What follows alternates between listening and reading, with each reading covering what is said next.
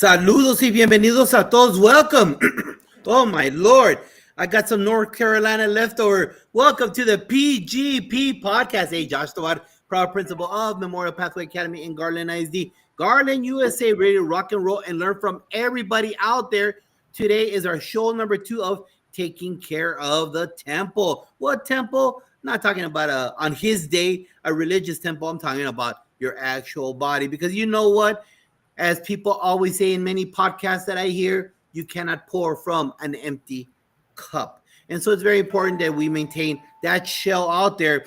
And if you are in education, you know for a fact that your life is based on Snickers individual size packs or whatever nonsense trinket food you have for kids.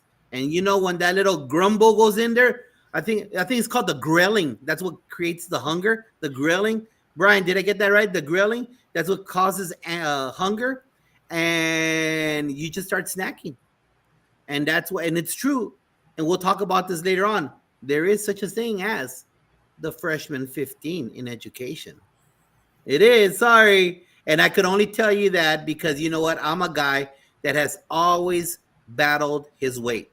I can go down from a size 30 waist to a size 40 waist in a blink of an eye.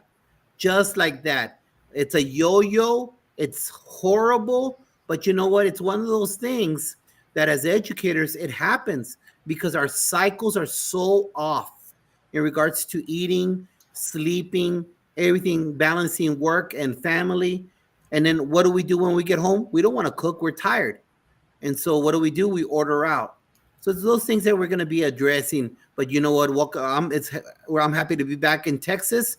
And because were last week at this time, we were about to log in. We were doing the presenters panel. And then we met together, Dr. Moreno, to be here last week for Todd Bloomer. So how was your week coming back? Did you settle in? Josh, I settled in and it was really raining a lot in Houston, apparently. But you know what? I really want to do a little prayers and everything that's going on in South Texas. I don't know if you heard what happened down there. It just flooded like crazy. So I just want to my prayers are out too. I know a lot of family out in South Texas. So please hope everything is well and you guys are recovering. But yes, I am back in Texas. You can tell from my spiders and my background that I am home where I love to be.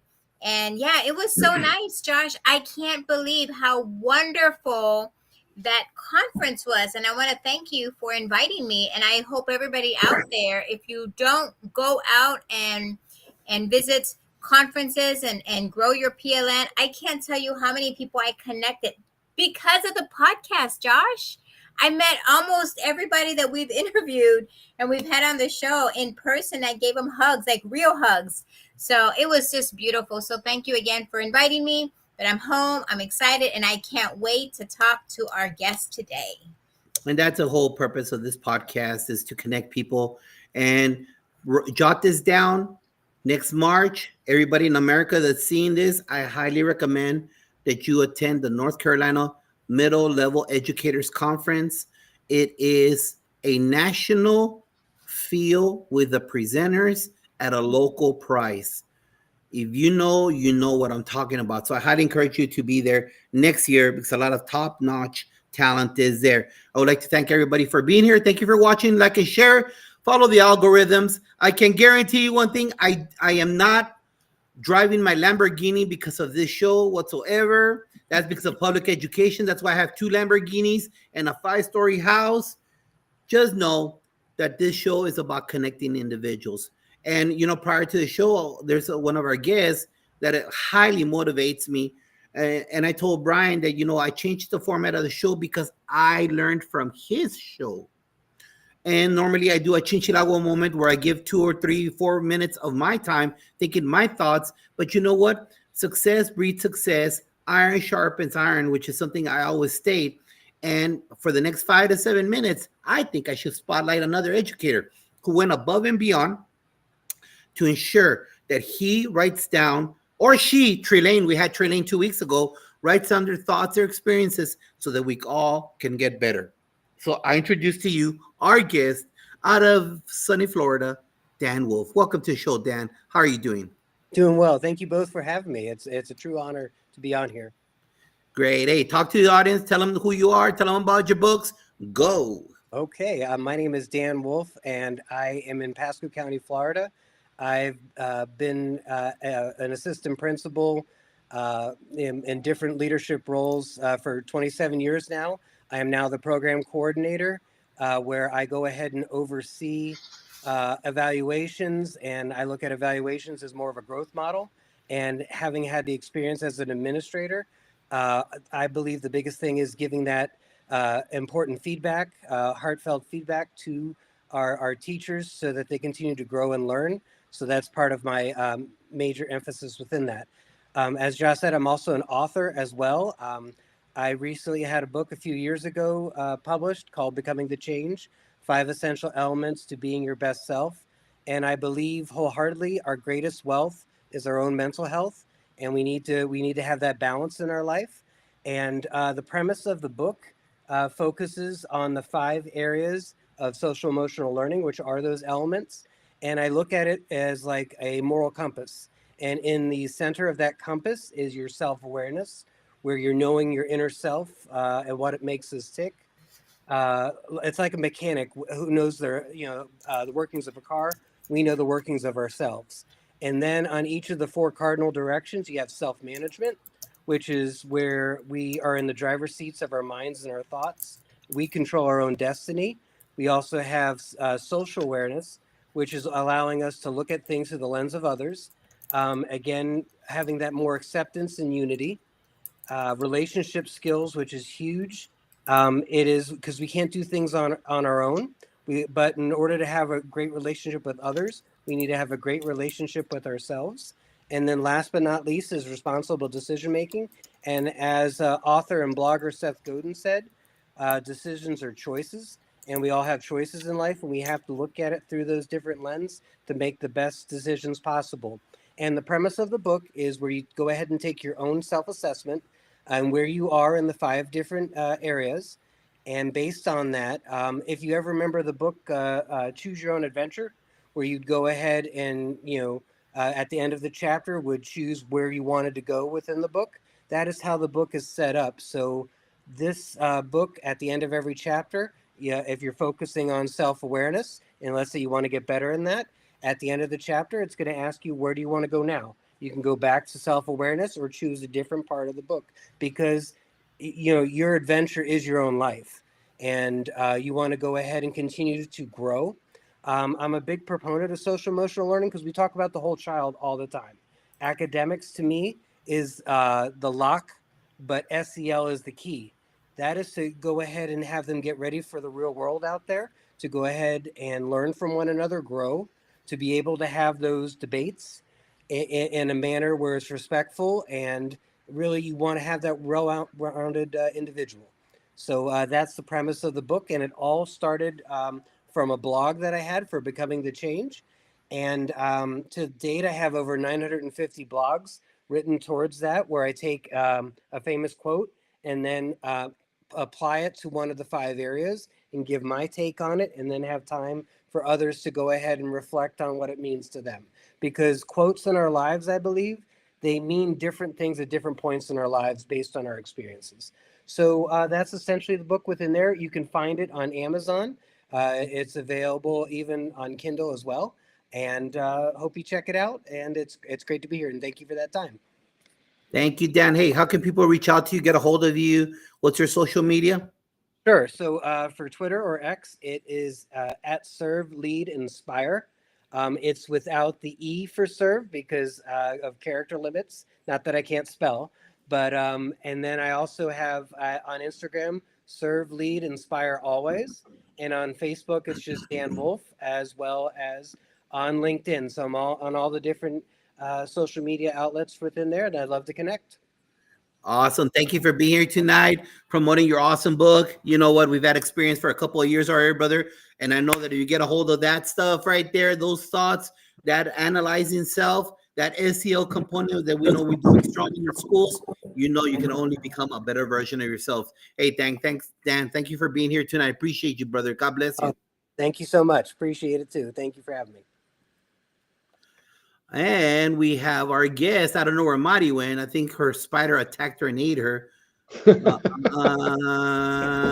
that's how stuff goes. Oh, there she is. Welcome to the guest. And before we get started, welcoming our guest, Gia and past teacher here from the New England area, part of our teacher roundtable, and future guest, Dr. Alma. She'll be here in a couple of weeks. But thank you for joining us tonight on the show. And yes, cortisol. That's why these cheeks happen. Cortisol. It is a fact, Jack. And you know what? I know, Brian, I don't know about you, but I really don't hear about, other than the podcast Two Principles that talk about health. Other than that, I really don't hear other shows out there, articles in Edutopia, Education Week. But this is what counts. Aquí, esto. And if we don't feel comfortable with ourselves, it goes up here in la mente and the mind. But you know what? Let me hand it over real quick because I'm getting on that soapbox thing, so I better just shut up.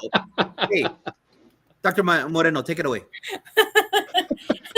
Josh, what you're trying to say is especially educators who are always busy, we end up, I can't tell you how much weight I gained when I was in that chair, because that's all we do is we're constantly. So I'm super excited about today's conversation. And so I'm going to kick it off because guess what? Everybody wants to know who our guests are.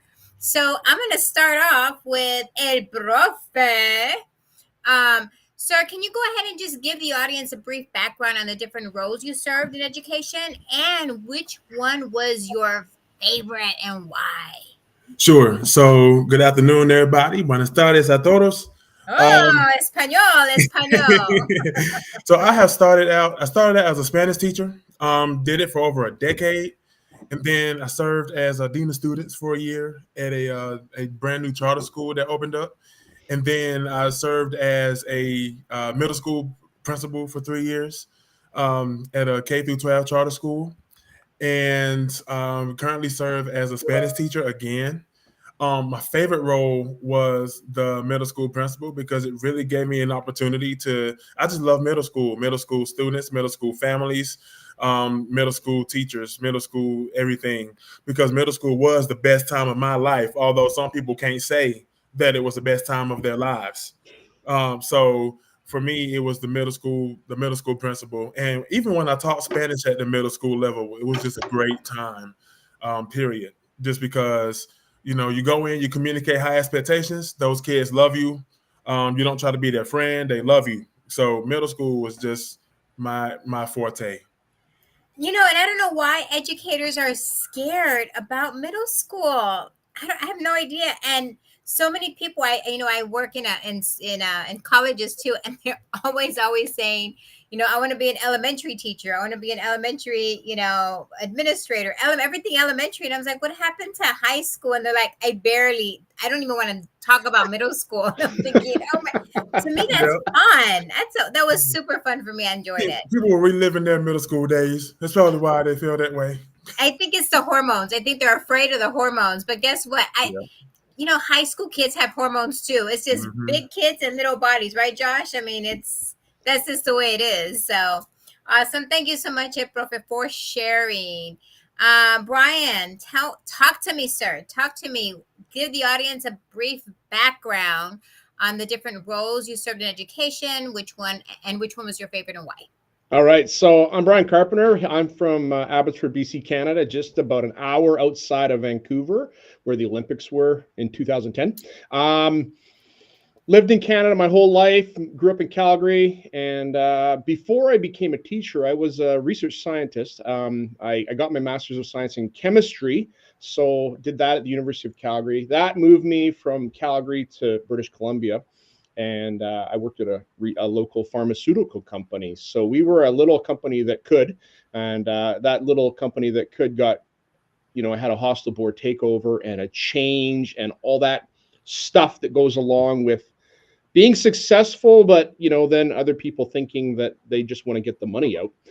So I got laid off. I became a teacher later in life when I was 37. So I've been doing this now. This is my 17th year.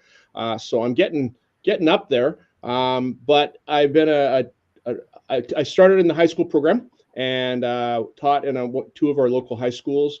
After 2 years, I moved to our online school and was an online math and science teacher. So we provide all of our content. It's asynchronous, so I don't do live this with my students very often, but students will reach out and we will connect and be able to do those things. Since then, I moved to the district level and became a helping teacher for technology for about a year and a half. That's where I learned a lot of my understanding about tech integration and the need for understanding that, because technology is a tool and it's not the thing. It's important, but if we wield it properly, like there's a quote that I say, we can enhance this human endeavor we call education, and so allows us to have more connections.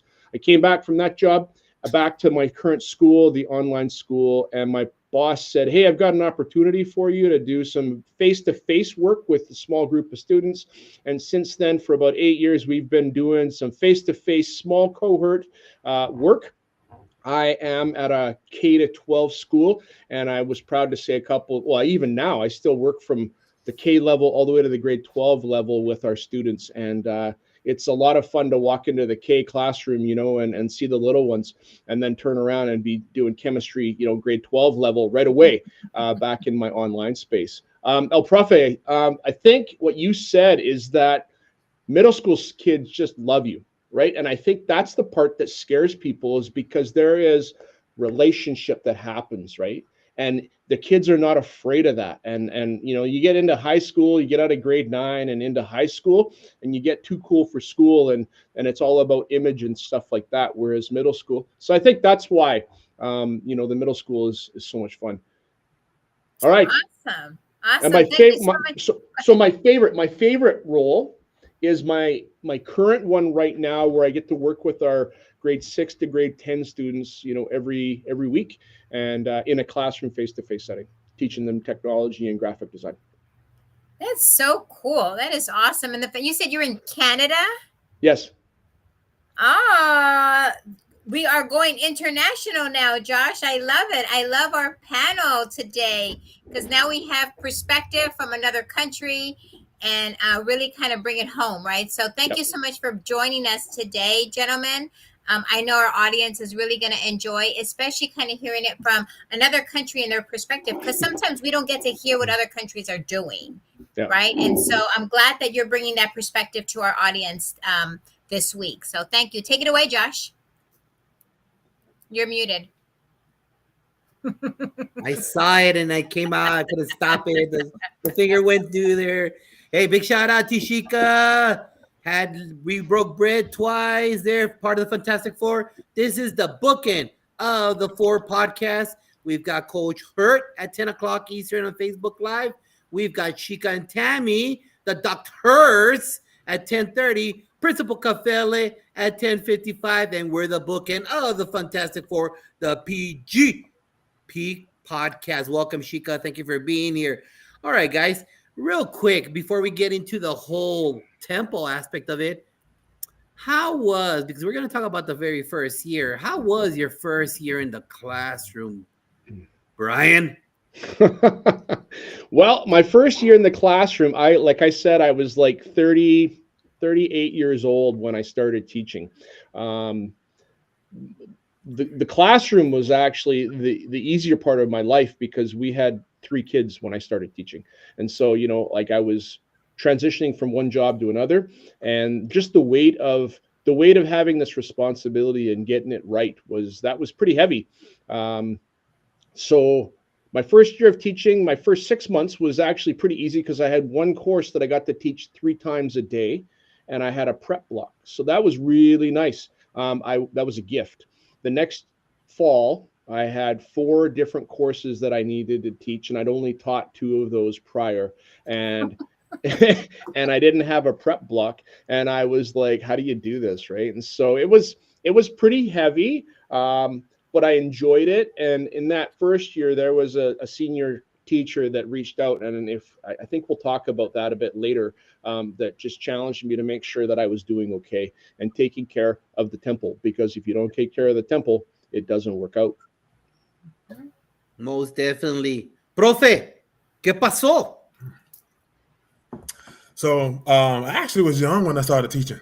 I was 20 when I started teaching. Well, my actual first assignment was a permanent substitute at a charter school, and I was still in college when I did that. I always knew I wanted to be an educator. So why not start early, right? So I started teaching at 20, and I worked at a charter school, and I taught Spanish I started out as a fifth grade, kindergarten through fifth grade Spanish teacher. And then I eventually moved to the middle school, 6 through 8. So that's when I knew that I wanted to be a middle school teacher, right? And so for me, the classroom management aspect of it, I was just starting out. I had maybe very little challenges, right? Because I was a lot bigger than everybody. So I guess that really intimidated the students, to be honest. But I did things even then to make the topic relate to their lives. Like I knew then, because I had to think back on my experience as a teacher. And so food was the main thing that these kids wanted. And so what I did was, even at 20, those kids were maybe 14, 15 at the time. And I was like 5 years older than them. And so having to establish that respect and that routine, it came pretty early. Now, did I have some conflicts with kids? Yes, I did. Did I have conflicts with kids? Yes, I did. Did the principal have to come in a couple of times and tell me that my class was unruly? Yes, he did. But by the end of the year, this is before I graduated. So I graduated at 20, but I had already started my first job. And so even then, as a 20-year-old, still in college, teaching part-time, it still counts as my year of experience. And I was definitely, I was broken in at an early age. So my first experience is middle school. And so that's why I love it so much. And those kids are now grown adults over 30, and they still, hey, Profe, my birthday was recently. So, I got a whole lot of messages from former students, especially them, because they were my first ones. Was it a great experience? I'll say it was a good experience, just below great. Awesome. Thank you for sharing that. Hey, and you know what? I think what Gian said right here is a good segue into your question, Dr. Moreno, because this is a fact, all right? And again, I've never heard, Brian, you tell me, I've never heard a podcast about eating and working out throughout from actual practitioners at all. And so I think that's what he said right there. It's so true. Arcela, nice seeing you. Thank you for being here, part of the Fantastic Four family. Thank you. And Susan, Jaguar family, thank you for being here. That right there, to me, before I hand it over to Mari, I think that's so true, especially once you become an administrator and you have to do those soccer games or football games till midnight. All you're eating is trash, and you're stressed because of the cheerleading mom. It just gave you a hard time. So, Dr. Moreno, take it away. Before I do my next question, Profe, I just need to know, because everybody wants to know. So is Spanish a second language, or did you learn, or I'm sorry, did you grow up speaking Spanish? I just got to know. Spanish is actually a second language for me. It all started in 6th grade, and being honest and transparent, the teacher was cute, so I paid attention. And then, just being honest. She was from Spain, and at the time she was talking about, I think what drew me in, honestly, was the fact that she was talking about the Mediterranean. She was talking about Spain. She was talking about nude beaches. Okay, I was hooked.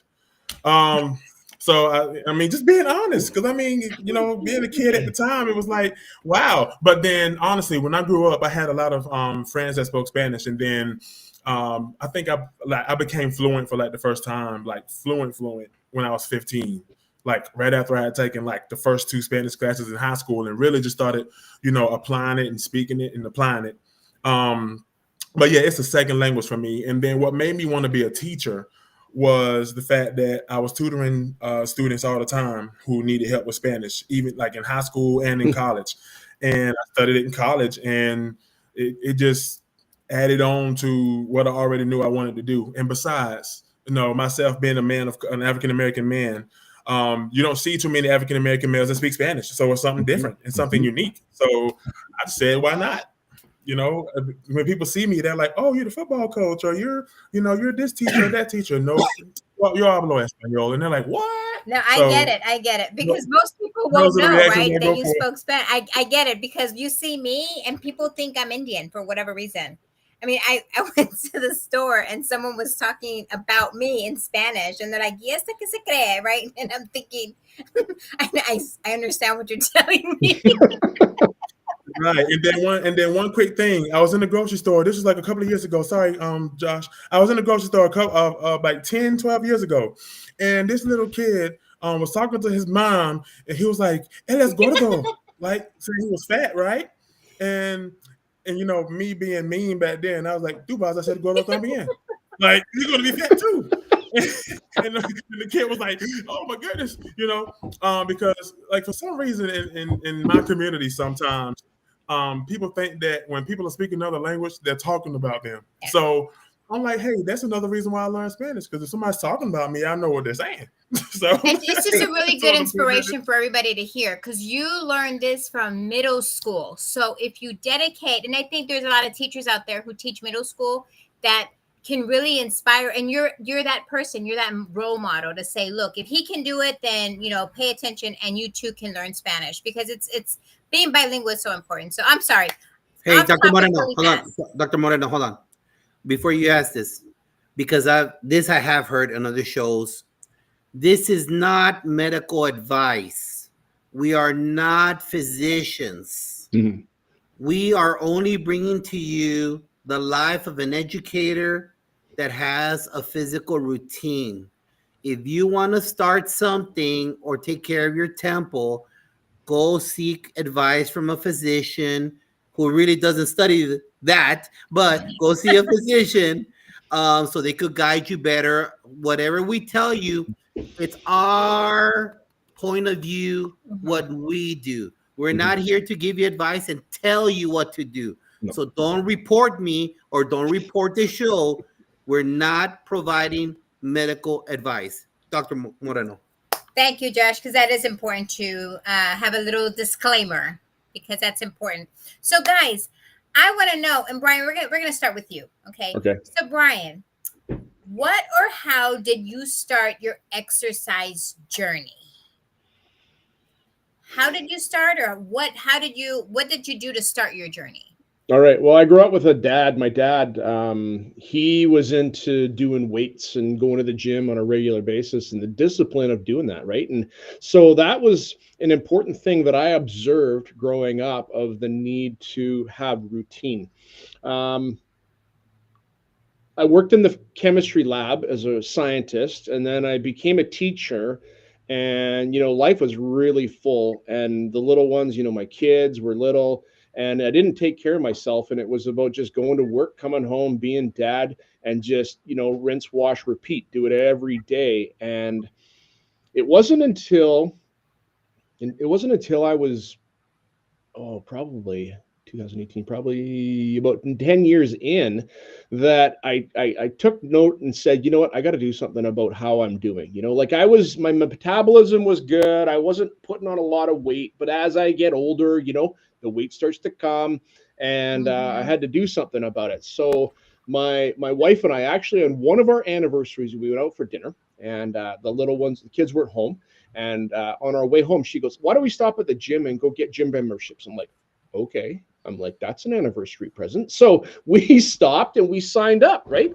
And my wife, she's not into going to the gym, but I did. And I was there at 5 o'clock in the morning, before my family woke up, and started on the treadmill, listening to music and running and doing some exercise. But then I found that if I didn't arrive right at 5 o'clock, that it would kind of mess up my routine and it wouldn't go, and it's, you're like 10 minutes. Does it really make a difference? It does, because it throws you off your balance, throws you off your morning cycle and all that stuff.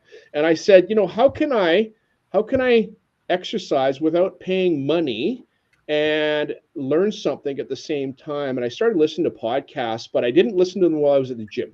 And so I got out my running shoes and I put them on my feet, and I stepped out my door, and I live in quite a hilly neighborhood. So there's lots of hills up and down.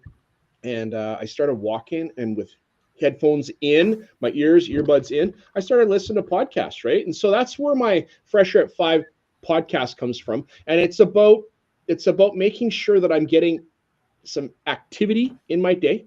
It's not crazy amounts of doing weights. I don't do weights. I don't like doing weights, but it's about the motion and the routine of being conscious about getting some fresh air, doing it outside. And, Josh said he was listening to my podcast recently, and I was walking in the snow. And I try to walk all year round outside as best I can. I've gotten soft in the past year, Josh. When it's pouring rain and, just above freezing, I'm like, no, thanks. I'll stay inside. But, getting that, having that regular discipline of doing it is really important.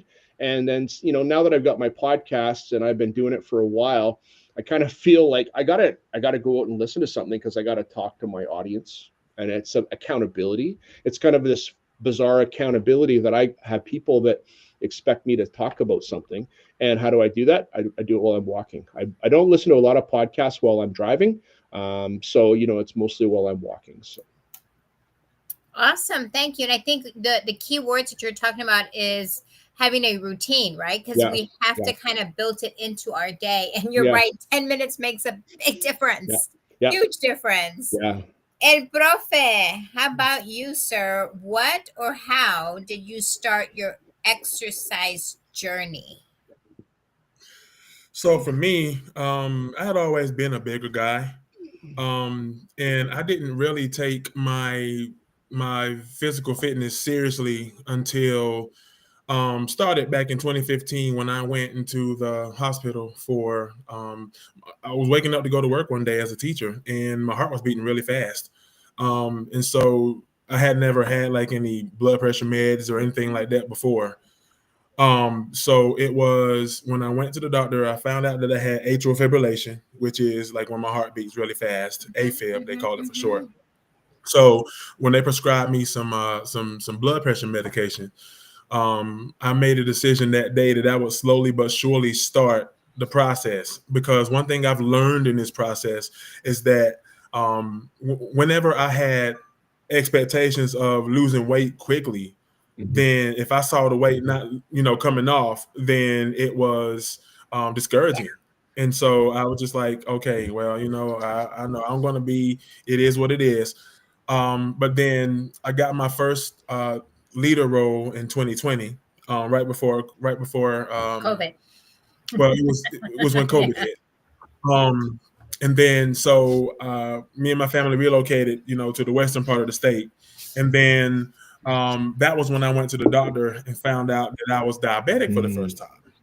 And so I started this campaign. It was called KSOOD, Kicked Out of Diabetes. Right.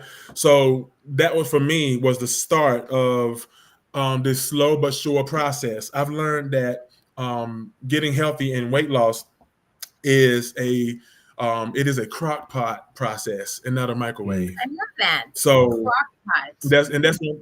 And I tell like, even in my leadership, I tell everybody that it's a crock pot process and not a microwave. It's not going to happen right away. And so I started doing the things, drinking kombucha, routines, going to the gym. Sometimes I would go to the gym in the morning. Sometimes I go to the gym in the afternoon.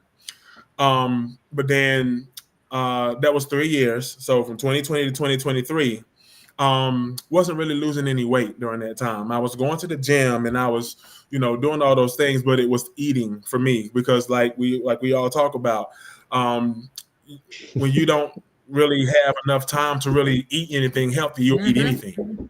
So, Snacking.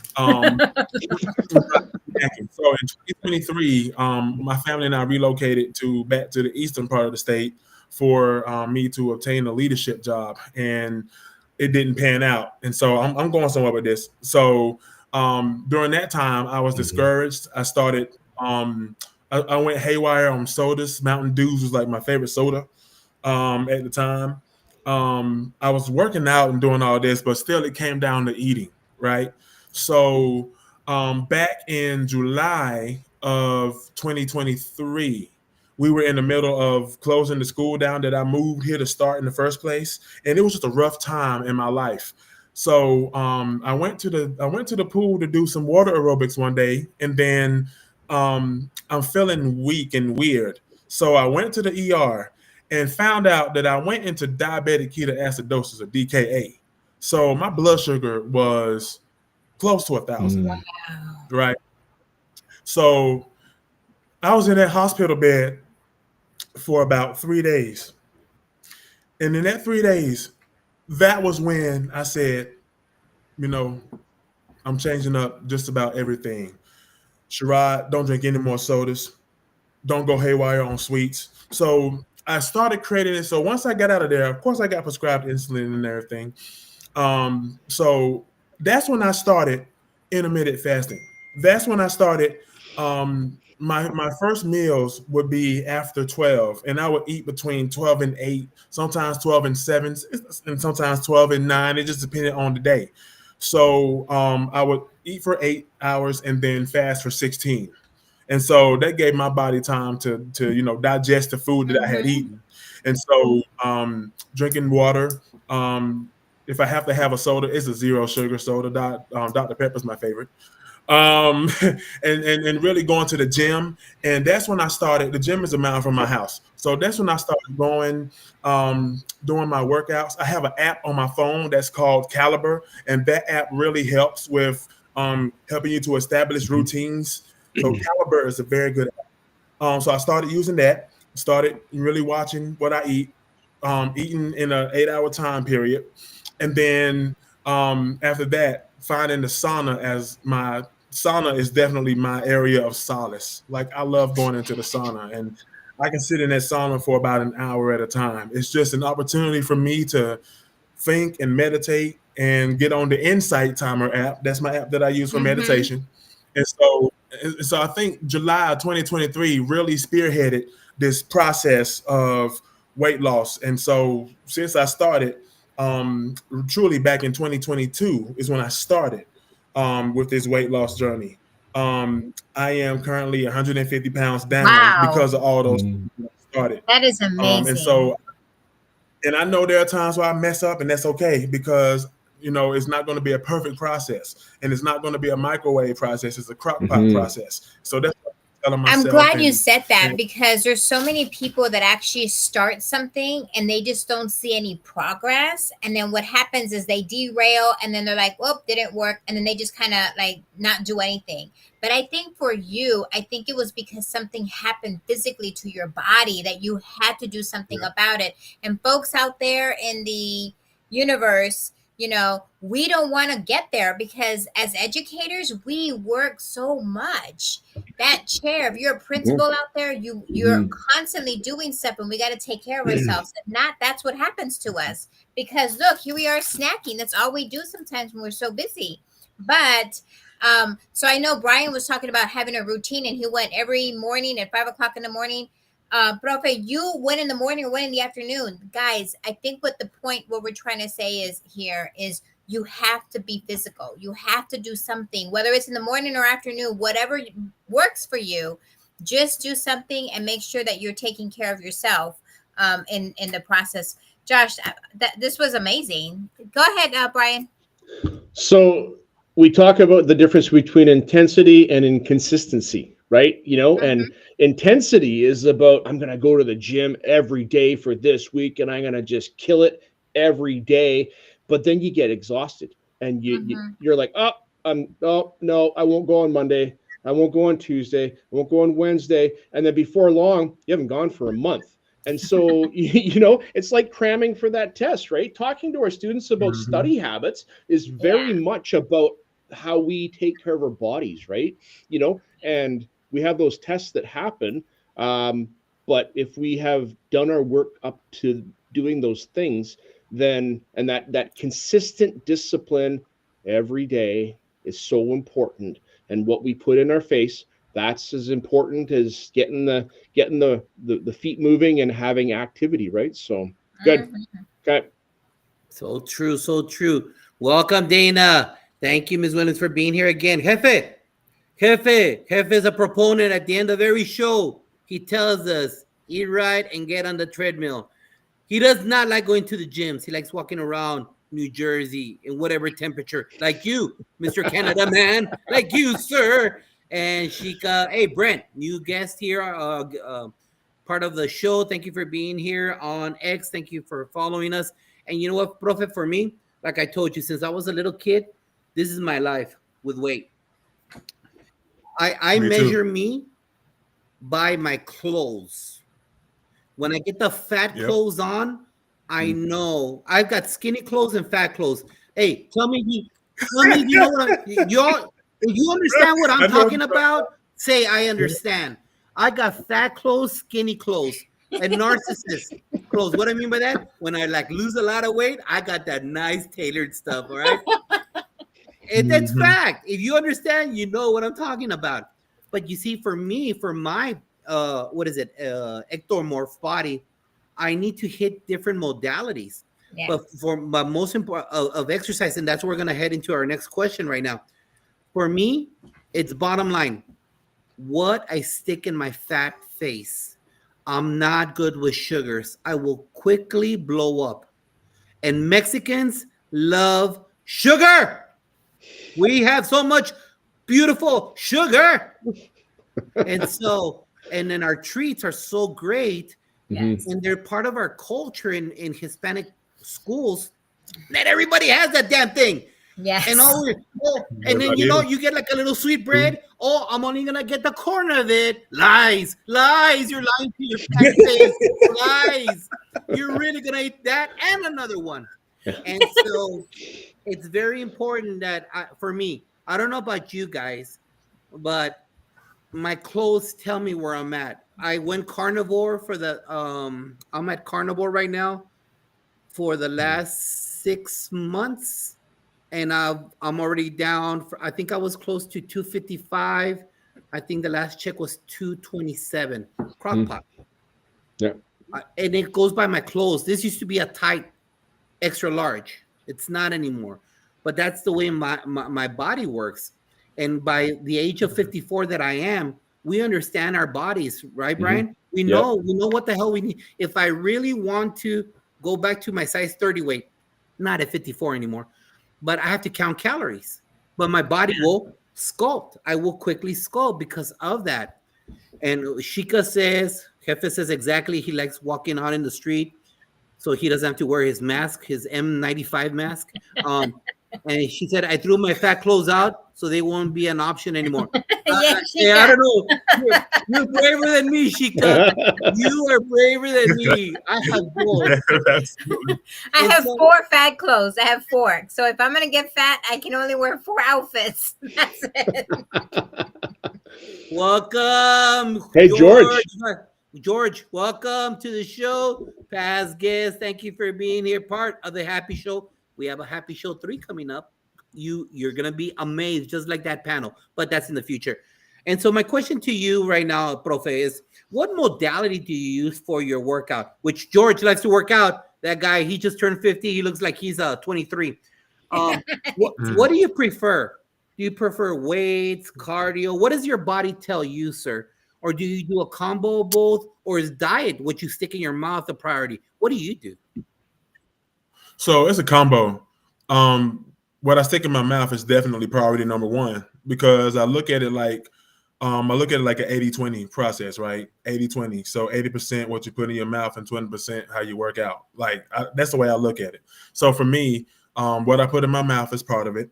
And then in regards to modalities, I do a combo of everything. So there are some days when I need to just because before I made the mistake of doing heavyweight lifting before I go to work. So I was like, I was, my body was just like sore. I couldn't lift my arms. I couldn't teach like I wanted to. So I was like, no, I can't do that no more. So I really started, at one point, I started doing cardio in the morning, and I would do 2 days. Sometimes I would go in the morning and get my cardio in. And then in the afternoon, I would go and get the weights workout in. And I used to freestyle in regards to the weights. But like I said, I downloaded this app. It's called Caliber. It's free. And what it does is it helps you because it's like I do leg day one day. Leg day is evil. So I do leg day. So I do leg day one day, and then shoulders and abs, and then triceps and shoulders, or triceps and back. And it gives you a real good consistent flow, and you can track your like you put in, like I lifted 25 pounds for 8 reps or something like that. And then what it'll do is it'll give you a program for like the next workout. So this is what you should strive for since you did this your last workout. So I use Caliber whenever I weight lift, and I just get on the treadmill, and sometimes I get on the treadmill and walk at an angle. I just do that, honestly. And then there are times where, honestly, I go to the sauna and I look at the clock on the wall and I jog in place. I'll jog in place for like 15 minutes straight. Now I'm up to 25 minutes straight, just jogging in place. So what I'm trying to do is build myself to being able to go out and jog in the neighborhood.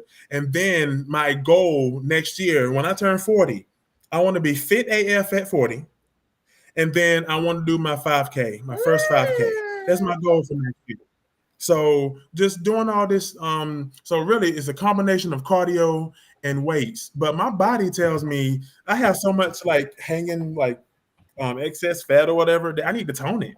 So my body is telling me that I need to, do a little more to tone, because like my pants are like out here, and I'm having to put extra belt buckles or holes in my belt. Like I'm not buying new clothes yet.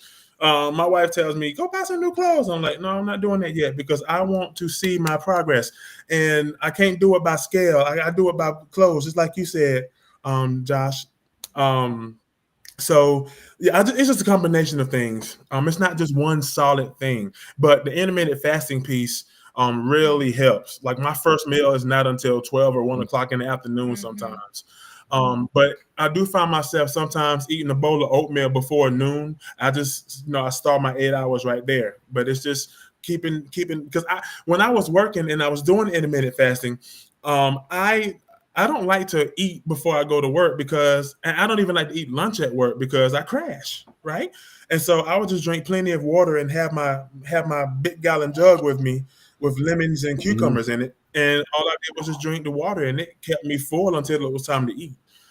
Because I just don't want to crash while I'm at work. And it doesn't matter if I eat a salad or something light, I still feel the crash because of the sugar content. So I'm just like, I'd just rather eat after work. I mean, just keep it a buck and eat after work, even if it's a 3-hour time. So do you do AM workout or PM workout? It depends, honestly, because I mean, it depends. Brian, on my schedule. Brian, what do you do, brother? Combo? Are you just cardio? All the walking that you do? You get some weights in there? Have you evolved? And when do you do it? AM or PM? I do my walking at 5 a.m. ish. I try to get up early. I'm an early riser, typically, so my alarm goes off, and I get in the habit of pressing snooze like 3 times. But I get up and hit the street and then get out there. So if I don't walk in the morning, the likelihood of me walking later in the day is pretty slim.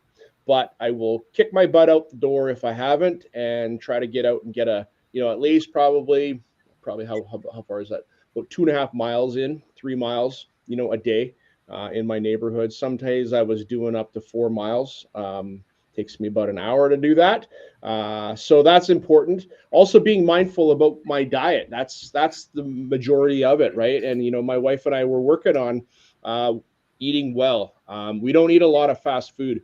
My wife's a fantastic cook, and that was a blessing from God when we got married, is that she cooks proper food, real food.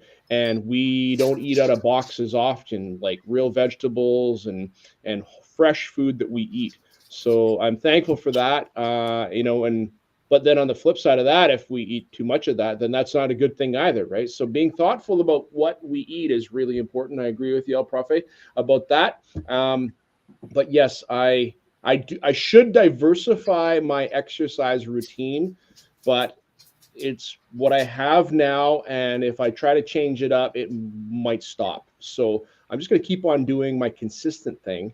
I mix up my routes of my walking, so I'm not walking around the same 4 blocks all the time, right? I do mix it up so that I get some variety in what I do. So yes, there is some variety to my walking and the routes that I do. And I go, okay, today I need to work on hills more. And so I go to the bottom and I work my way up to the top, and then I come back to my house, as opposed to staying high the whole time and not getting any hills in. But staying high is better than not walking at all. So, yes. Awesome. Hey, Mari, I think they answered the next question. Go ahead and take the one after that, because they just talked about the nutrition part. Because we're going to ask you about that. Is there anything else you guys want to add about nutrition? What you guys do? Because I think you pretty much covered it with both. Good. Okay, Mari. So guys, all bodies are different, right? Yes. Everybody has a different body type, a different kind of metabolism. And so knowing that there is a lot of different body types out there, can you tell the audience what supplements you take when you help yourself on your health diet? So, a lot of people take all of these different pills, or they take all of these supplements of different sorts. I know I take some, but sometimes I don't think they're working. So what do you guys suggest? El Profe, I'm going to start with you. And I'm going to take notes. See, I have my pen ready to go. No. Well, I don't really. The only supplement that I take is a man's multivitamin that has all the vitamins in it. That's the only supplement I take. Now, it was a point in time where I was doing the protein shakes after a workout, but I stopped doing that because I really didn't feel like it was doing anything for me. And I guess it's just my body type, right? But one thing I do is I drink kombucha once a week. Kombucha. Kombucha. Can you please educate me, educate all of us? Yeah, sure. So kombucha is it's a vinegar, it's a fermented drink, right? And it contains vinegar, and it has like fruits and things in it. But what it really does is it's a bio I forgot the word, but it's for gut health, right? And so you're not supposed to drink a whole lot of it. So that's why I just drink it once a week, because it really helps with the gut health. So kombucha. Do you buy this at the store? Do you make it? Yeah, you buy it at the store. And I'll spell it for you. It's KOMBUCHA, kombucha. Right?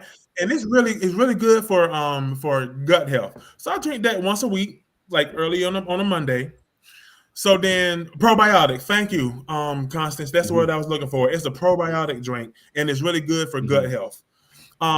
So I recently just started also taking it back to when I was young, and my grandma would make us drink like some kind of laxative drink or castor oil or something once a week, like on the weekend. Yeah, I do that. So whether it's castor oil is, people don't right, but it does what it's supposed to do, right? So I do drink a little castor oil on a Friday, so that way, Saturday and Sunday is working through me or whatever, and then on Monday, I'm back to where I need to be. But the purpose of that is to clean out what I've eaten throughout the week. And it's also good for us males, as we talk about colon and things like that later in life. So I added those two things to my routine. Okay. But I don't really do any of the supplements, just to be honest, because I just believe they're man-made, and I think that really it's I'm old school in mind. said. So the things that our grandparents used to make us do, it really works. Yeah. And so if I can get my digestive system under control, then it makes the exercise routines easier. I don't crash as much. It makes digestion just a little bit easier. So I don't really take the supplements like I used to. And that advice right there seems like castor oil is. Thank you later. You know what? I'm gonna probably I'm gonna have one of those red dragon fruit. I heard they're really good. Yeah, they are. My son got me hooked on it. Really, really. Okay, Brian. What about you, sir? Do you take any type of supplements of any type? I grew up in a home where my mom and dad were really big into health food, and they took vitamins on a regular basis, like lots. Like we had the vitamin chest on the table, and every day they would go through and take 4 or 5 or 6 or a bunch of them, right? What do? I don't do that. I take a multivitamin that is for men, and I take that. I take 1,000 milligrams of vitamin C every day. Just to keep the immune system in order. And I'm trying to drink more water too. Trying to keep the water content up outside of coffee, right? I like to drink my water in coffee a lot, but just drinking straight up water, that's good for you. And so yeah, I don't do extra supplements. I'm not into protein shakes, things like that. Yeah. Awesome. The new fad right now is collagen. I don't know if I know it's coming through my feed a lot is take collagen. Yeah. So I don't know. Yeah. Obviously no one mentioned that today, but maybe somebody out in the audience can tell me about their experience taking collagen. One more thing. My wife was just at a dental conference. She's a dental hygienist, and she comes home and she goes, I went to this talk, and this person was talking about their health and stuff, and we need to make some changes. And I went, oh no, what do we have to do now? And she goes, we don't have to do a lot, right? We don't have to do a lot of changes because we have a pretty healthy diet that we already eat. She goes, but this gets back to El Profe, what you were talking about, fermented foods, right? Fermented things like kombucha. Another way of getting that fermentation in there for your gut health is through eating yogurt. And so now I've changed my breakfast habits a little bit in the past 3 or 4 weeks, and I have about a half a cup of yogurt, some granola, and some blueberries in there, and that's satisfying and it's good. So that's just another way of getting to it. But again, we got to remind our listeners out there that we're not medical doctors. No. This is about our experience and what works for us. So don't say that, well, I heard Carpenter say this, and that's that you're right. So this is about our experience that we're having here. Yeah, I'm asking about collagen. I mean, I don't know, right? Yeah. I have no idea. I probably need to go see a doctor. That's what I probably need to do. Yeah.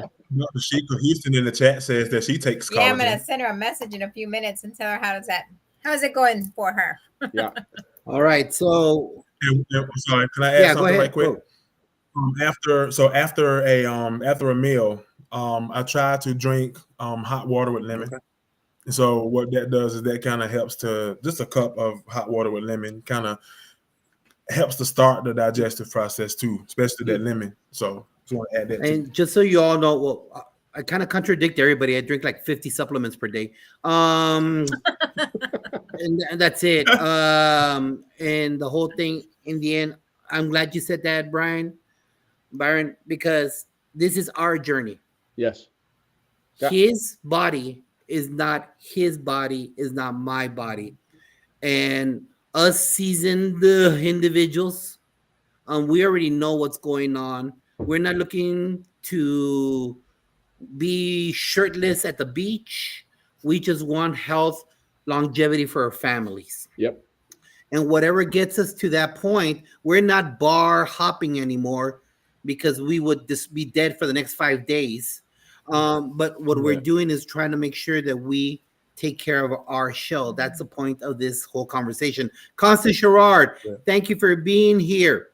Also, Dr. Edwin Garcia from New Jersey, thank you for being here and giving us your insight on the way that you see it. So, when you're there, look, someone said it. I don't know which one of you two said it. And I 100% agree with this. There is no such thing as motivation. The only thing that will get you is discipline. Mm-hmm. That's the only thing. And so, and I during morning announcements, I tell that to our Jaguars. It's not about you being motivated, because that finishes quick. Once that song's done, that's it. Mm-hmm. It finishes. It's about having the patterns of behavior. And I always talk about having patterns of behavior in what you do. So part of it, as always, is what you're listening to when you're out and about. Here goes the softball, Mr. Carpenter. What do you do when you're out exercising, sir? And All right. Yeah. what is your last song? You know, that last one, just to push it over the line. We all need that one. Una canción to make sure that you go home quick. So what do you listen to while you're out on the road? And what was the last song that just, let's go? All right. So I don't listen to music while I'm out walking. I don't, hardly at all, ever. But I do listen to podcasts and educational podcasts. So I stick to the educational realm, because us educators, we got a lot to say to educators, right? We're a special kind of people, and not everybody gets what we do, right? Like, we work our butts off like crazy. We don't take care of ourselves. And so I'm listening to education stories like Teachers on Fire, my friend Tim Cavey, and he interviews and talks to educators. So much like we're doing right now, he has a podcast where you can listen to educator stories, right? He's got a script, he's got his number of questions that he asks, and things that are hard, things that are good, what are some things you do for yourself on a regular basis. And so that's important.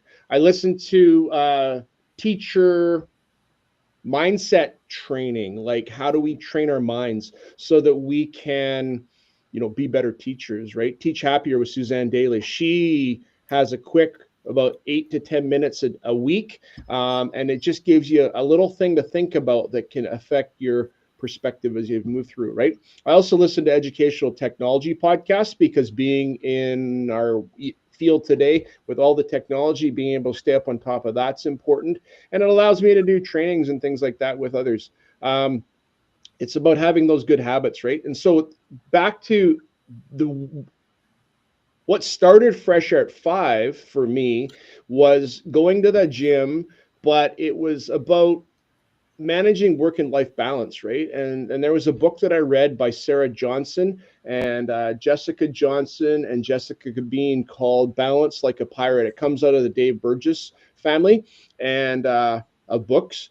And it's about managing that work-life balance. And that, for me, has made a huge difference, that I recognize that I am a professional, right? I'm a professional. A teacher is my profession. I'm a practitioner. I have a job at a location.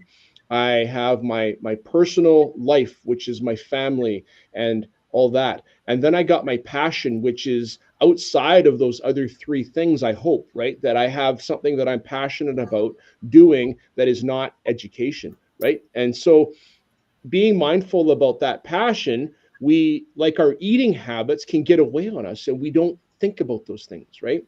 So one of my passions is fly fishing, and I think about fishing a lot, and I'm looking forward to the spring because we're going to go fishing soon. And having something that's outside of my everyday is important to have, and there's days when I just like to do my passion only ever, but we can't. We have to get back to our jobs and our families and taking care of ourselves. Thank you for sharing that. Profe, when you're doing that hot suit sauna, baby, and you're running in place, you ain't listening to no stinking podcast like me and Mr. Carpenter there. What you got there? I listen to all kinds of music. So, and all kinds of music for different situations. So when I'm in the sauna and when I'm weightlifting, I listen to hip hop bangers, rap music, hip hop bangers. When I am at the very last stretch of my exercise, I throw on that the Rocky 4 training montage. that's the music that gets me through. It's like I'm going for rep number 100 on the lift, for example, like the leg lift, and I'm going like, okay, 91, Sherrod, here go 91. Okay, Sherrod, you got 4 more, you got 10 more. So I just go and I put that song on when he's training for the to fight the Russian. That is my training montage. That's what I listen to. When I'm walking, when I'm doing cardio. I throw on the because it's like not as high impact, so I listen to a lot of like the soft rock of the 70s and the 80s. My favorite to listen to, like the last song that I listened to when I'm walking is England Dan and John Ford Coley, "Love Is the Answer." That's the song that I listen to. It's a kind of upbeat song, but it gets me light jogging. When I'm going to the house and I'm like right there near the house and I got that little stretch to go, that's what gets me to finish out. So just any kind of heavy song, any heavy banger. And I recently started including rock music into my weightlifting, especially British rock, and the punk rock. And when I'm weightlifting on the weightlifting bench, I throw on some Marilyn Manson and some of those Now people. you're I'm just talking. like, it just gets me going. I'm telling you, music really does. It does something. And I'm sitting there in the sauna, and I throw on some Gucci Mane, and I'm just sitting there like, and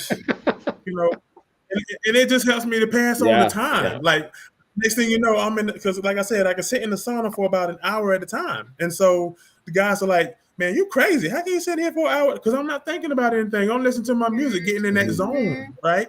And when I'm in that zone, it's like nothing takes me out of that zone. And by the time I've gotten out of there, I've sweated a whole river just about.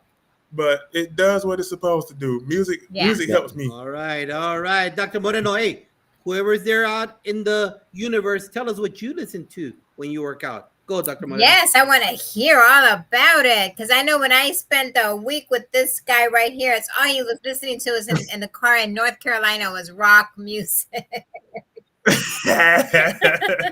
So, and it's the 80 rock music, so it was pretty good. I was all right with that, so we're good. Hey guys, we always promote stuff that we love to do, right? So just a question. Do you guys promote your health journey while you guys are at work, or do you guys just kind of like don't tell nobody? And so if you do, like, what do you say to them, right? Because some people want to know, like, hey, I see you lost weight, or maybe they don't notice, but you still want to promote. So Brian, what do you do at work? Do you promote your health journey with others? And if you do, what do you say to them?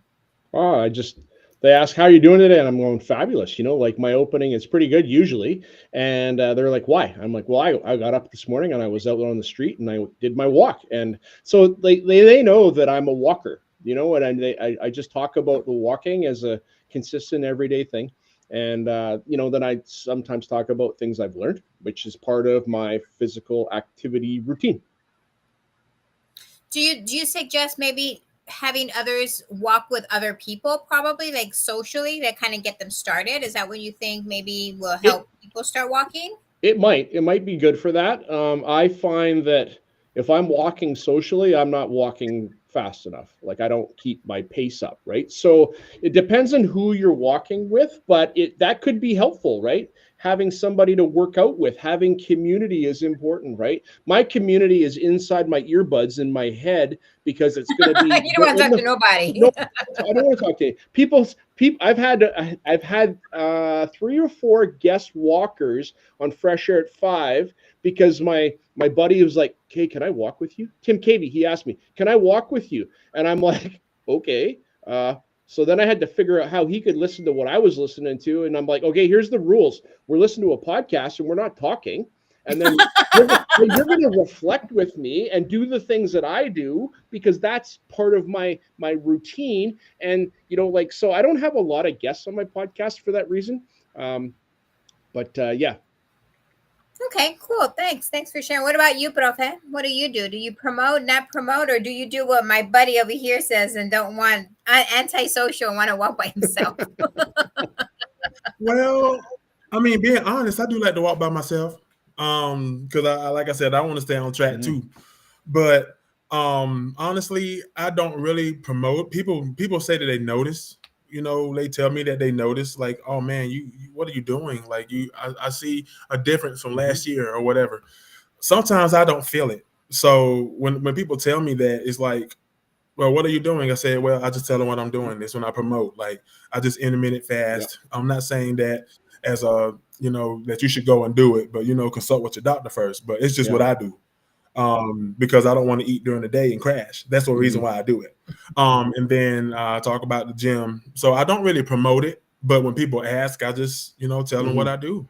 And especially on social media, like I see, you know, my pictures from last year or 2 years ago and my pictures now, and I'm like, dang, like my face, like, you know. So and when people ask me on social media, like, man, you're a motivation, like what are you doing? I'm not really doing anything. I'm just watching what I eat, and you know, I try to downplay it, but I know it's a big deal.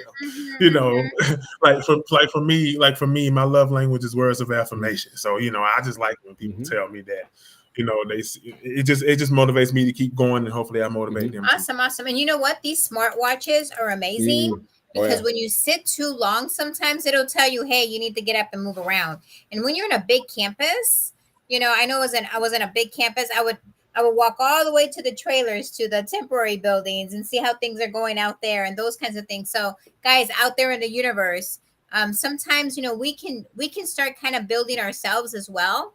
I know we're talking about going to the gym and walking outside and whatnot, but even in our own buildings, we can kind of make sure that we start moving, because we will stay stagnant in our room sometimes if we're not up. And you have to be visible already with kids, but sometimes visibility requires you to be standing and kind of walking around in a closed area like that cafeteria.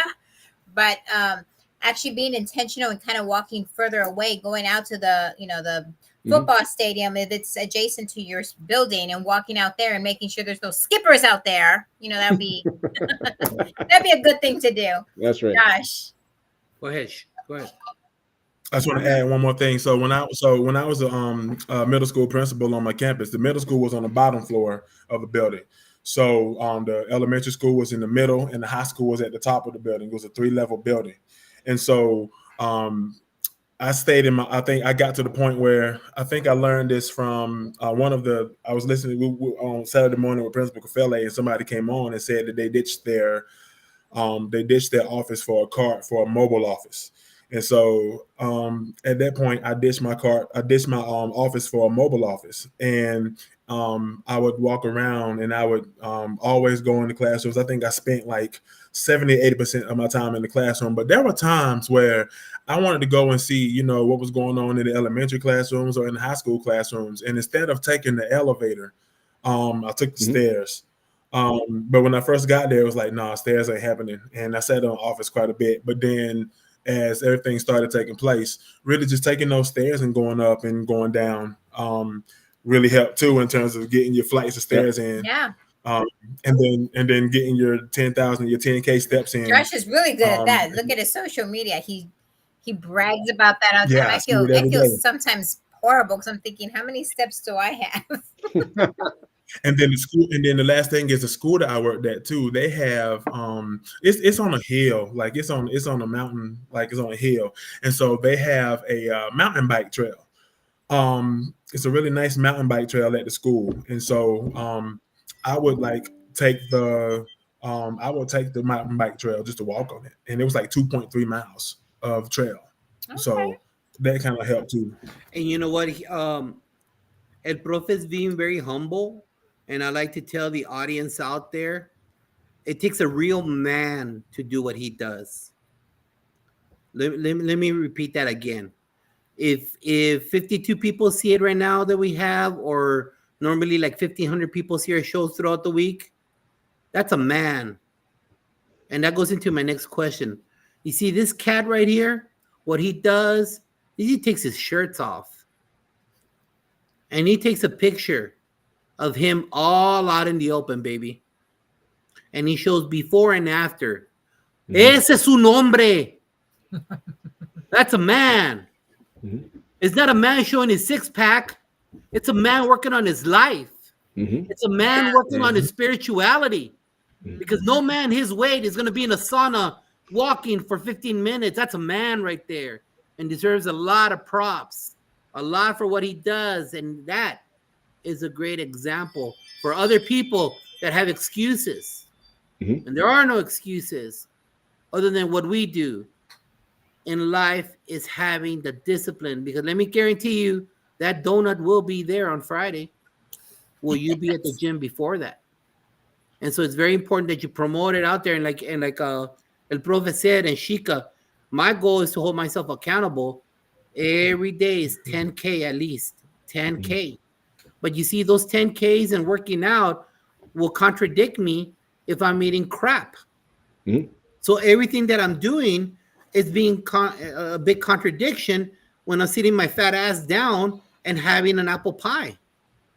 That's the way my body works. If Mhm. your body, you could eat an apple pie and a mole with no problems, then ignore me. But that doesn't work in education because we're stuck in our classroom. We have to find a way to go pee because we have the kids and our conference period's not until the end of the day. So it's very important. It's one of those patterns of behavior that you need to establish early in the morning. And before I hand over before I go to the next question, I agree with you, sir. I hate the gym bros. I'm there to work out. Shut your mouth. Stop talking. Stop sitting in the treadmill next to me. Stop hogging up the weights. Talking to the gym bro about gym bro science, about how you should do a dumbbell push. I'm there to work out. Ignore me. And like you do, well, both of you, what I do is I listen to 3 podcasts. I summarize the thoughts in case someone doesn't have that time like I do. But I make it a point to wake up at 3:30 in the morning. Yeah. I make it a point to wake up at 3:30 in the morning. I got to be at the gym by 4:20. I listen to 3 podcasts and I time them. So I scroll down through the times and then I summarize them in case you couldn't go and maybe you like to learn from that and put my 10,000 steps. I try to do, and that's just the discipline that you need to have. And even with that discipline, if I don't feed myself correctly, these cheeks become super cheeks. And that's just a fact. I'm a saboteur to my temple. So it doesn't matter what we do, whether work out by ourselves, with a partner, whatever it's about always. For me, I don't know about you, this is not medical advice, but we will put in our mouth when the job that we have. I'm not talking about triathletes. I'm not talking about bodybuilders. I'm not talking about engineers or scientists. I'm talking about educators that were stuck. And you know what? I'm going to use it in a light term, in that prison of a classroom, because it's hard to leave sometimes. And the only time that we leave is to go to do duty in one part of the school. Or to go to the cafeteria to warm up our food that we took in the microwave, and then we walk back. That's the only kind of thing that you have the time for. So, hey, you know what, Brian, tell me just give me one or two, and going back, and after that to you, Profe. Which guys out there or females motivate you to establish that discipline? You know, there's people out there that you, just like the Rocky 3 soundtrack for Cafele. What about you? Who's out there that says, let's go? Yeah. Like I said, I read that book by Sarah Johnson, and when she was talking on Tim Cavey's podcast, she was talking about her streak of running, and it was like 700 days in a row of running, you know, and how just having those goals of getting out every day and keeping that streak alive, that's important, you know. So Sarah Johnson, I have lost touch with her over the past couple of years, but, you know, we were connected through Twitter. And just having people in your life that can challenge you, that's really important, you know. Like you, Josh, watching your posts about, you know, you listening to my podcast and that you're at the gym, that's inspiring. That's actually motivational, because it's like you're doing it. You're talking about it and you're doing it. And that is important, that we show up and do it, right? Don't just talk about it, because, you know, we teachers, we can talk about a lot of things. And if you're going to get your kids to do projects, you better be doing them too. Otherwise, what does it matter? You know, what does it matter? So, yeah, hope that answers. Yeah, and it does great. Thank you for those 2 names. And, you know, when I present something out there, I'm not presenting it as a master of that. I'm presenting to you as a guy that has weight issues. Let me repeat that again. When I talk to you about something I'm doing, I'm talking to you about somebody that has had a weight issue since he came to this country. Woo! When I came to this country, I didn't know about seconds. Virginia, my mom wouldn't give me seconds, but they had fried chicken or peach cobbler, big slices and scoops. Ooh, American meals. Let me tell you, when there was money, I guess there was money in the cafeteria back then. But let me tell you, I learned about those waffles in school, those big waffles, and they would just load it up with syrup. Or the French toast, not in today's French toast that's made out of fake wheat. It's nice stuff, right? I'm telling you, and I explain to you that it's hard for a fat guy like me to do what I do at my age. And it's difficult. And the best thing I could tell you is by actions, and that's the only way to do that. Profe, who do you listen to? What do you? So, being real, there's this book that I keep reading over and over again by Jeff Olson called The Slight Edge. It talks about doing everything 1% better. Because every day is like you get 1% better every day. So if I missed, workout, if I got up at 5:05 instead of 5:03 or 5 o'clock, the next day I got to do it better and get up at 5 o'clock. So Jeff Olson, The Slight Edge, that's a book that really gets me going. And then honestly, Josh, when you do your posts, when you're talking about you're on the treadmill and you're listening to this podcast, I go and listen to that podcast. And that is really motivational, right? And then the last person, of course, you call him El Jefe. Man, Principal Kofele, every single Saturday, if I'm not able to watch it, I always go back and watch the replay. But at the very end, when he says, get the diet right, he's talking to me, right? He's talking to me. And his story, and honestly, his story just motivates me because it's like, the heart attack he had and all the heart trouble that he had. And I don't want to go through that. So it's like, I'm about to be 40 next year. And so I want to make sure that doesn't happen to me. So every time I hear him say that, get your diet right, he's talking to me. And that really sticks into my head every time he says that, because he's talking to me. And I just personalize that, and that motivates me. Right. So those are the three things that motivate me. So I like what you just said there. Is about making sure that you can grow old with your family, like being there for your family. My responsibility is to my wife and kids. And if I can stay healthy, I can be there for my wife and kids. It's not about having that beach butt. That looks good when I go to the beach sometimes whenever I'm there, but that's not the point. The point is that I can do it every day. I can get up and I can take care and I can love my family every day. Got it. That's beautiful. And I want to piggyback right quick off of that. My wife has been going through so much for the past 4 months. And so one thing about me is that I'm always going to be a family man. So Brian, I'm there with you 1,000%. I want to make sure that I'm able to take care of my wife and lift her when she needs it, because she just got her leg amputated. So that's a big part of the reason why I do what I do too, because I want to make sure that I'm here to be here for her. And I have a 16-year-old too who likes to beat me up. So I got to beat him up too. But just being a family man, wanting to, family over everything, wanting to take care of myself so that I can take care and support them. That is a big reason why I do what I do too, because I've been bigger for so long and not really able to do, but now I can just go and do. Love it. And just I like closing off on this one before I hand it over to Mari before we get into the Ghana's lightning round. I am a former Marine. I enjoy getting yelled at. I know what it is. All right.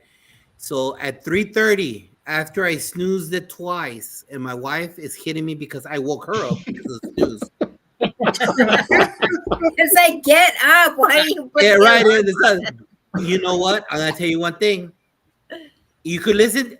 I highly recommend you to start your pattern of behavior with Goggins. Listen to Goggins. I hear his voice, David Goggins, and he tells me, "Get up, fat boy!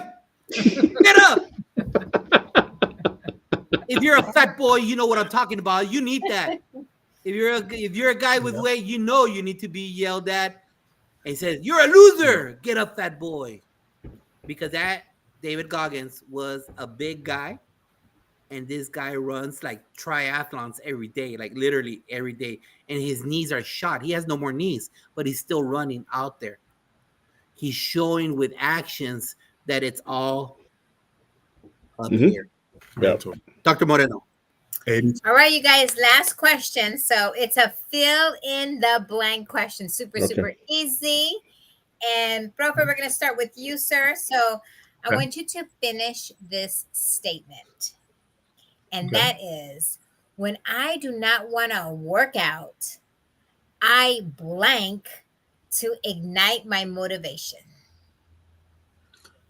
Cuss myself out. That's what you What's said. up, boy?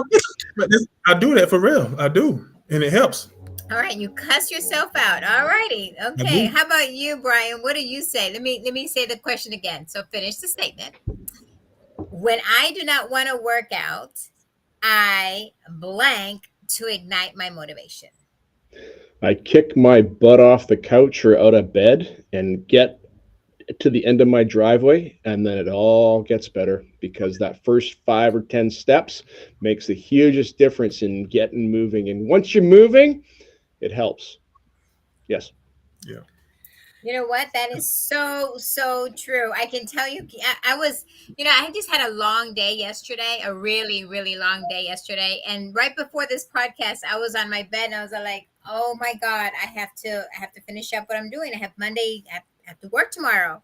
And so I'm thinking to myself, oh my God, get up. And so I got me my favorite drink. I put it all together and I said, I'm going to finish this podcast. And you know what? I feel good now. I feel pumped. Yep. I heard you guys, what you guys said. I wrote some notes down and I'm super excited. And guess what? As soon as this podcast is over, I'm going to finish up what I need to do and get ready for tomorrow. But yeah, you're right. We get in this little rut, right? Where we don't want to do anything. Yeah. We just want to lay down and just do Netflix all day long. Yeah. So I love that. Thank you both for such a powerful conversation. And Josh, let's do it for these Ghana questions. All right. Hey, and a big shout out to Constance Sherrard. I was here, her name with a Jefe on Saturday's Academy and Rella Hicks. Hey, reach out, guys. I'd like to have you on the show. Find out what you do, help out kids. Find a show for you, create it. Come on down. Success, breed success. Like to have you here on the PGP podcast, making sure you're part of the family and bring the knowledge to the United States, because someone in a different part of the country or another country will be hearing this and making sure that iron sharpens iron. Make sure that you do that. All right. So Ganas is a spirit. Brian, do you know what Ganas are? No, I think they're a list of short questions. I think. All right. Perfect. All right. Yeah, that's good. That's good, brother. Let me coach you real quick. Let me coach you. Ganas is a spiritual word for all Hispanics in Central and South America. There is one word that unites us. If you're in El Salvador, if you're in Panama, if you're in Honduras and Nicaragua and Cuba, if any Hispanic country, we're universal with this word. And that is what a grandma tells her grandchild while they're playing basketball. Échale ganas, mijo. Or a mom sees her daughter about to go into whatever competition, and she tells her, con ganas, mija. There is no equate. There is no equal word in English. Okay. Because this is generational. This is societal. So when I ask you these quick questions, we're not elaborating. It's a lightning round. Other than number two, then I might go, like Principal Cafela says, stop, keep going. But let's go. Talk to me with Ganas, Brian. Here we go. Ready? Give advice to a new teacher. Don't be afraid to ask for help because you can't do it by yourself. Read a note, an email, a text from a teacher or student that inspired you. I was looking at my school newsletter and I got some students that were a pair of valedictorians from last year. And they gave me a shout out during their valedictorian speech and some other teachers at our school. We have a small school and it was just really nice to hear them and watch them progress through their life. Send some flowers to a current educator that inspires you. Victoria Walders of Vancouver, British Columbia. Also, name a person people should follow on social media. Well, you should follow Tim Cavey. You should follow Tim Stevenson. You should follow Suzanne Daly. You should listen to my podcast and follow me. There you go. There you go. And Tim will be here next week. And one song that embodies you as a person. All right. Don't Stop Believing by Journey. What's your favorite quote? Do the best you can until you know better. Then when you know better, do better by Maya Angelou. What's your favorite cheat food or sweet? Oh my goodness. I like the super nibs a lot. All right. What's your favorite TV show or book? Formula One racing is my favorite TV show. All right. And how can people get a hold of you, my man, out in Canada? You can DM me on Twitter X, at Brian Carr. Also on YouTube, you can look up Fresh Air at 5, my podcast, and see my dailies that I post there. I record and reflect on podcasts that I listen to every day, put them on Twitter and Blue Sky, and then they go into a full-length podcast at the end of the week. I summarize all the audios there, and that's what Josh is listening to when he's at the gym. Exactly. I highly suggest you listen to that cat right there out in Canada. Here we go, profe. Yo quiero que le eches ganas, carnal. Échale ganas. There you go. Give advice to a new teacher. Work smart and not hard. Read a note, an email, or a text from a teacher or student that inspired you. I got a birthday wish a couple of days from a teacher who was going through a hard time when I was her supervisor, and she called me one of the greatest mentors and leaders that she's ever had and she's ever met. Send some flowers to a current educator that inspires you. Dr. Corey Hogan's out in Durham, North Carolina, at Little River Montessori School. Name one person people should follow on social media. I think everybody should follow the Fantastic Four on social media because you get a variety of things. What's one song of support? Perfect. What's one song that embodies your spirit as a person? Oh man, I really don't. I mean, it's so many songs out there. Okay. Una. Trap Queen by Fetty Wap. What's your favorite quote? My quote is the only person that stops you from winning is you. That's my quote. What's your favorite cheat food, sir?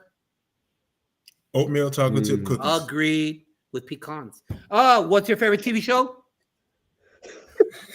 all the shows from the 80s, but Growing Pains is my favorite one. How can people follow the journey of El Profe in Carolina del Norte and see his metamorphosis?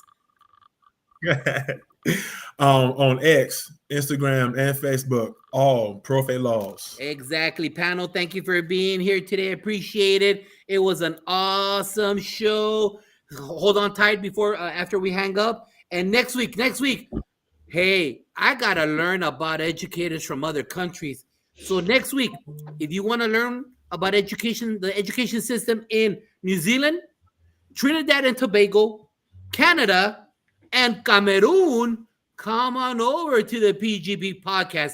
As Profe said, the Fantastic Four provides you with a litany of knowledge from Coach Hurt about data, Shika and Tammy about the culture of your campus. Jefe, no need to say anything about Jefe, but here is one of those litany arrays, taking care of your temple, learning about other countries, talk about no excuses. You don't need a PO. You don't need to spend any money. It is all free PD, no excuses. Join us starting on Saturday, finishing on Sunday. See you next week for the PGP podcast. Thank you, everybody. Love you, like, and share it.